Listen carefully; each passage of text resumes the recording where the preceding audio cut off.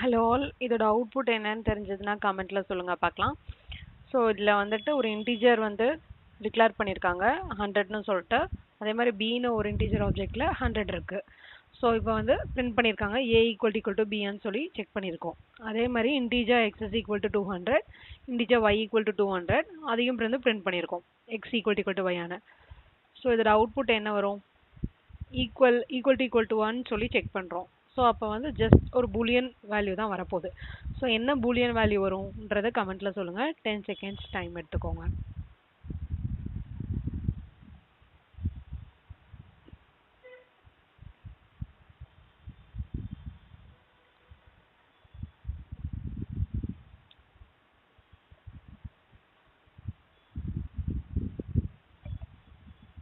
Okay, so இப்போ இதை run பண்ணி பார்க்கலாம். ஸோ எனக்கு வந்து ட்ரூ வந்திருக்கு, ஃபால்ஸ் வந்திருக்கு. ஓகேவா, a ஈக்குவல் டு பிக்கு எனக்கு ட்ரூ வந்திருக்கு. ஸோ இதுக்கு வந்து ஆனால் ஃபால்ஸ் வந்திருக்கு. எனக்கு ஜாவா வந்து ஆல்ரெடி இன்டிஜர் கேஷ் வந்து மெயின்டைன் பண்ணியிருக்கோம். எந்த நம்பர்லேருந்து எந்த வரைக்கும்னு பார்த்தீங்கன்னா -128லேருந்து 127 வரைக்கும் எனக்கு கேஷ் மெயின்டைன் ஆயிருக்கும். ஸோ அதாவது எனக்கு இப்போ இன்டிஜர் a ஈக்குவல் டு 100 அப்படின்னு நம்ம கொடுக்கும்போது உடனே நம்மளுக்கு ஆப்ஜெக்ட் கிரியேட் ஆகாது. ஆல்ரெடி கிரியேட் ஆயிருக்க இன்டிஜர் கேஷில் வந்து 100 வந்து அந்த ரேஞ்ச்குள்ளே இருக்கான்னு செக் பண்ணும். ஆல்ரெடி அந்த ஆப்ஜெக்ட் இருக்கா கேஷ்லன்னு செக் பண்ணும். ஸோ ஆல்ரெடி இருக்கிறனால எனக்கு அதே ஆப்ஜெக்ட் தான் வந்து இங்கே a வந்து ரெஃபர் பண்ணிட்டு இருக்கோம். அப்போ b இஸ் ஈக்குவல் டு 100ன்னு கொடுக்கும்போது ஆல்ரெடி கேஷ்ல இருக்கு. ஸோ அதே ஆப்ஜெக்ட் ரெஃபர் பண்ணும். அதனால தான் ஏவும் பியும் எனக்கு ஈக்குவலாக இருக்கு. பட் எக்ஸ் வந்து பார்த்தீங்கன்னா 200ங்கும் போது எனக்கு கேஷ்ல இருக்கான்னு செக் ஆகும். பட் ஆனால் இருக்காது. ஸோ அதனால எனக்கு புதுசாக நியூ ஆப்ஜெக்ட் கிரியேட் ஆயிருக்கும் இந்த இடத்துல. ஸோ இங்கே ஒரு நியூ ஆப்ஜெக்ட் கிரியேட் ஆகும். திரும்ப இங்கே y ஈக்குவல் டு 200க்கும் இன்னொரு ஆப்ஜெக்ட் கிரியேட் ஆகும். ஸோ அதனால தான் நம்மளுக்கு வந்து x ஈக்குவல் டு வைங்கும் போது எனக்கு இது 2 டிஃப்ரெண்ட் ஆப்ஜெக்ட்டுங்கிறனால எனக்கு ஃபால்ஸ் வருது.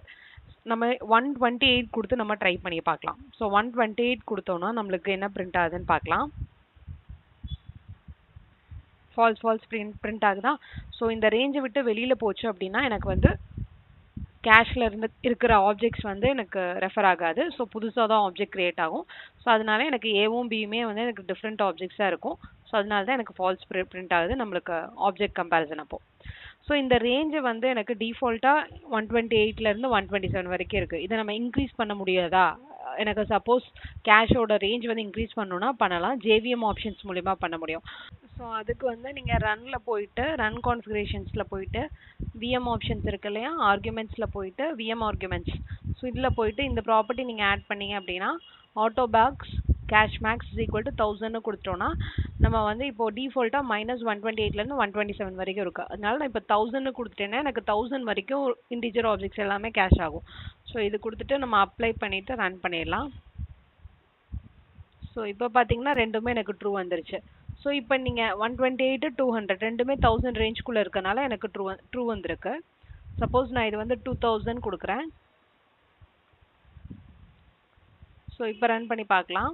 ஸோ இதுக்கு வந்து செகண்டுக்கு எனக்கு ஃபால்ஸ் வரும். ஓகே, வீடியோ பிடிச்சிருந்தா லைக் பண்ணி ஷேர் பண்ணி சப்ஸ்கிரைப் பண்ணுங்கள். தேங்க்ஸ் ஃபார் வாட்சிங்.